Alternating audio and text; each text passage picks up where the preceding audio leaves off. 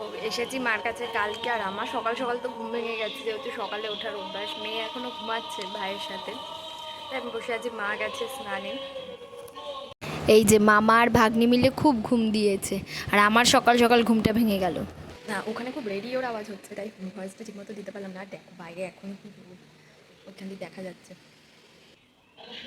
তারপর আমি তারপর আমি চলে আসলাম একটুখানি বাইরেই অনেক দিন দেখা হয় না।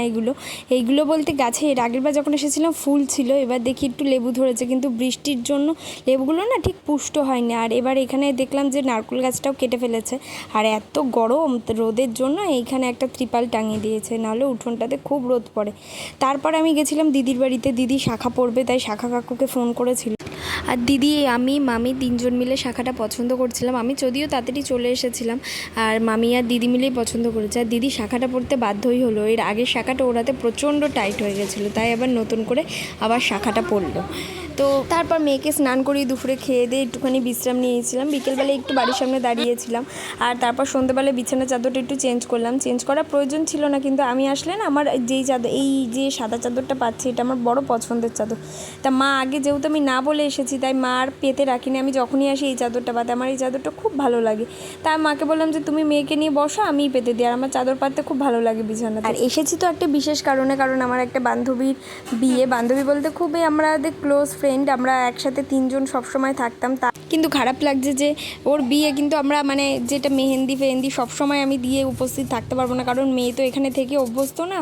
তো মা আর ভাই ছাড়া সবার কাছে, আর ঐশী বড় মামি, এদের ছাড়া না সবার কাছে থাকতে চায় না। তা ওকে রেখে তো আমি গিয়ে বেশিক্ষণ থাকতেও পারবো না, বিয়ের দিনই শুধু যাব।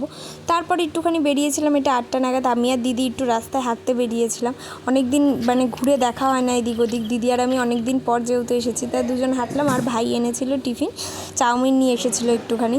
তো এবার দিদি, আমি, বনু সবাই মিলে একসাথে খাওয়া দাওয়া করলাম, আর ভাইকেও খেতে দিয়ে দিলাম। তারপর একটু ঐশী মামের সাথে খেলা করছিল, আমি একটু বসেছিলাম। তারপর আমাদের পাশের বাড়ি একটা দিদিকে ডাকলাম, একটু আইব্রোটা করব আর মুখে একটা মাসাজ করলাম, তার জন্য একটুখানি দেখেছিলাম। তো দিদিটা এত ভালো করে, দিদিটাও এখন এখানে থাকে না, শ্বশুরবাড়িতেই যায়।